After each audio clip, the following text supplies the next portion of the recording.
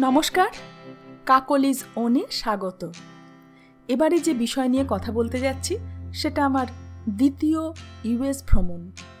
প্রথম গিয়েছিলাম 2020 মার্চে, করোনাকাল শুরু হওয়ার ঠিক আগে, এবং পুরো করোনা পিরিয়ডটা ওখানে ছিলাম যতক্ষণ না আন্তর্জাতিক বিমান চলাচল শুরু হয়েছিল। যাই হোক, সেসব অতীত। এবারে যাচ্ছি ছেলের বস্টন ইউনিভার্সিটিতে পিএইচডি কমপ্লিট করার আনুষ্ঠানিক সংবর্ধনা অনুষ্ঠানে যোগ দিতে। বয়স হচ্ছে, অনেক কথাই আজকাল ভুলে যাই, এমনকি অর্জিত অভিজ্ঞতাও বিস্মৃত হই। তাই এখানে বলে রাখার প্রয়াস ছবি দিয়ে, যাতে আরও বয়স হলে এগুলো দেখে মনে করতে পারি। তো যাই হোক, 14ই মে মাঝরাতে বাড়ি থেকে বেরোলাম, কারণ ফ্লাইট ছিল ভোরবেলায়। প্রায় 5 ঘন্টা বিমানে পাড়ি দিয়ে দোহা পৌঁছালাম। দোহা থেকে পরের ফ্লাইটটা ছিল 2 ঘন্টা পরেই।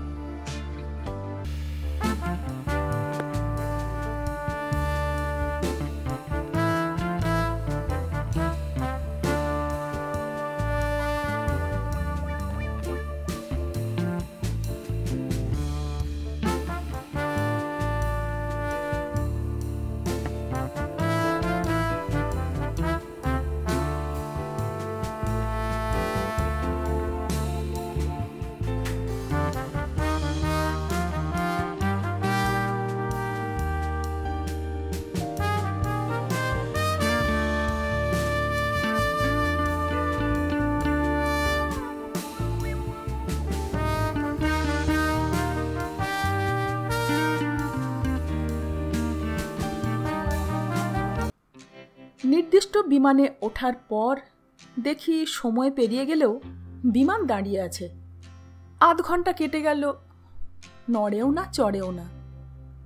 এসব দেখে শুনে ক্লান্তি ছিল, ঘুমিয়ে পড়লাম। কিছুক্ষণ পরে টের পেলাম বিমান চলতে শুরু করেছে, রানওয়ে দিয়ে দৌড়াচ্ছে। অপেক্ষা করে রইলাম কখন আকাশে ওড়ে।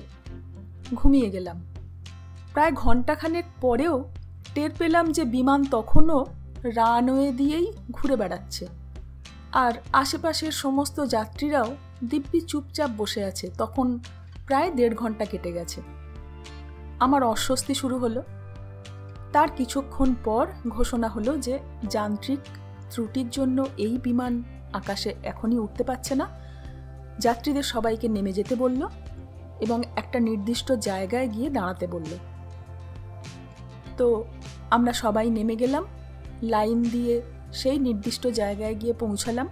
সেখানে আমাদেরকে বলা হলো যে বোর্ডিং পাস দেখিয়ে যে খাবারের দোকানগুলো আছে সেখান থেকে আমরা ইচ্ছে মতো খাবার খেতে পারি, কিন্তু একবারই।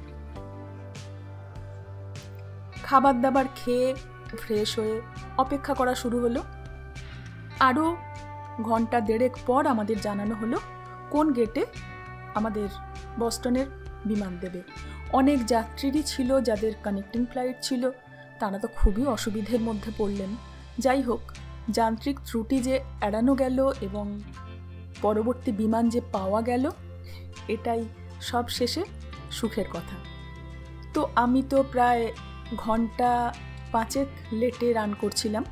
অনেক রাতে আমি বস্টনে পৌঁছালাম এবং ছেলের সঙ্গে হোটেলে গেলাম। আমাদের এখান থেকে টাইম জোন যেহেতু ওখানে প্রায় 11.5 ঘন্টা পিছিয়ে, তাই ওখানে কিন্তু তখনও 15ই মে। 16ই মে আমার ছেলের কনভোকেশন। সকাল সকাল উঠে আমরা সবাই সেজে গুজে রেডি হয়ে নিলাম। ছেলে প্রথমেই গেল তার হুডি এবং পোশাক আনতে।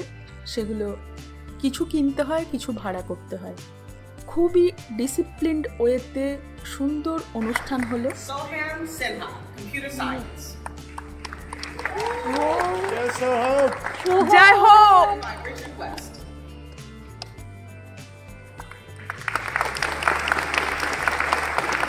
Sarah Sklar, Political Science. Headed by Nick Yee.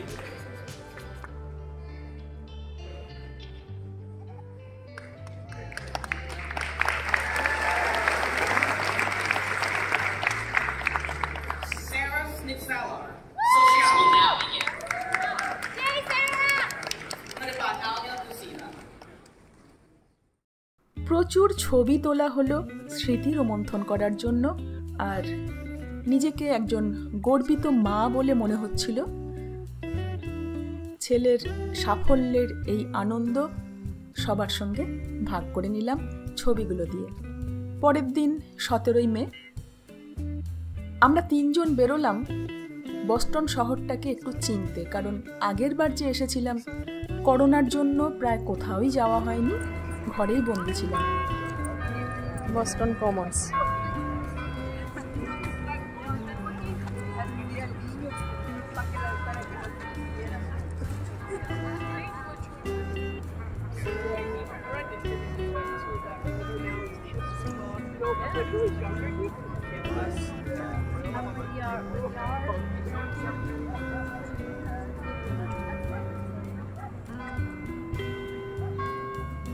Boston Commons, বিশাল বিশাল সবুজে সবুজ।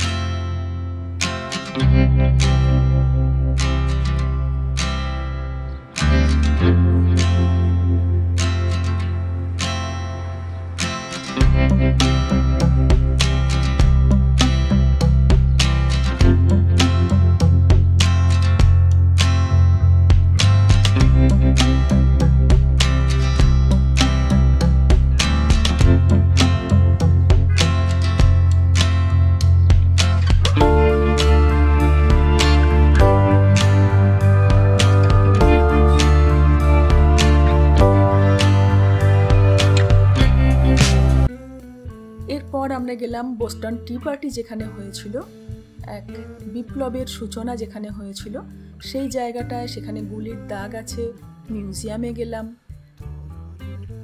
সেগুলো আপনারা এখন দেখতে পাচ্ছেন।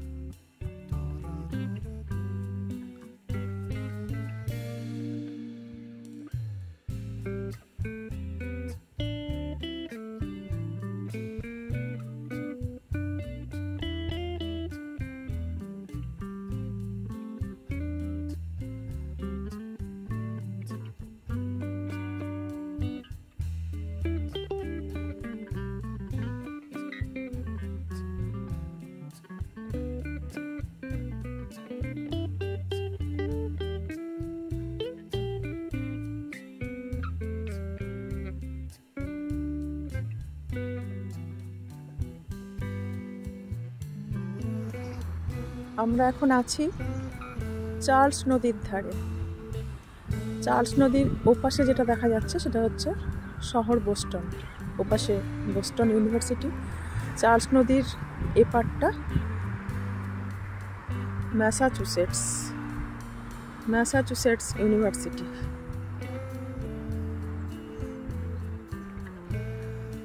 অনেক বিখ্যাত বিখ্যাত ব্যক্তিরা এখান থেকে বেরিয়েছেন, অধ্যাপনা করতেন। এই হচ্ছে সেই, অর্থাৎ Massachusetts institute of technology, MIT, যেখানে এখন বহু বিখ্যাত ব্যক্তি পড়াশোনা করেছেন এবং অধ্যাপনা করেছেন। যার ঘুরছিলাম আর ভাবছিলাম বাতাসে ভেসে বেড়ানো কিছু ধূলিকণা আমাদের মগজে ঢুকে যদি কিছু অন্তত জ্ঞান বিতরণ করে যায়। ম্যাসাচুসেটস ইউনিভার্সিটি দেখে আমরা গেলাম। আমার ছেলের বস্টন ইউনিভার্সিটির নতুন একটা কম্পিউটার সায়েন্সের ল্যাব হয়েছে এবং অসাধারণ তার স্থাপত্য। সেই 16 তলা বিল্ডিংয়ের ওপর থেকে পুরো বস্টন শহর এবং চার্লস নদীটাকে অসাধারণ দেখাচ্ছিল। কিছু ছবি শেয়ার করলাম, যদিও ক্যামেরা সবটা ধরতে পারে না, চোখ দিয়ে দেখার আনন্দটাই আলাদা।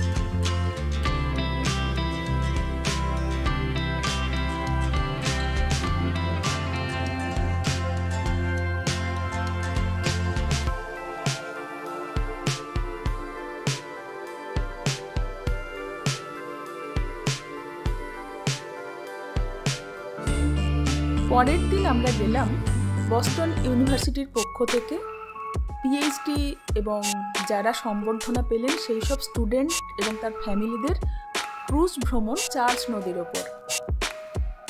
দারুণ লাগছিল। চার্লস নদীর ওপর অনেক হাঁস ঘুরছিল, তাদের সঙ্গে আমরাও পালকের মতো হালকা মন নিয়ে পুরো বস্টন শহরটাকে ঘিরে যে চার্লস নদী তার উপর ভ্রমণ করলাম।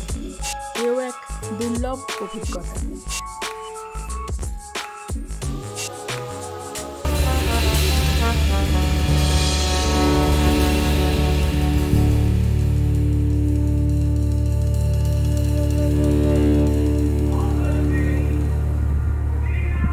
তারপর আমরা গেলাম হার্ভার্ড দেখতে।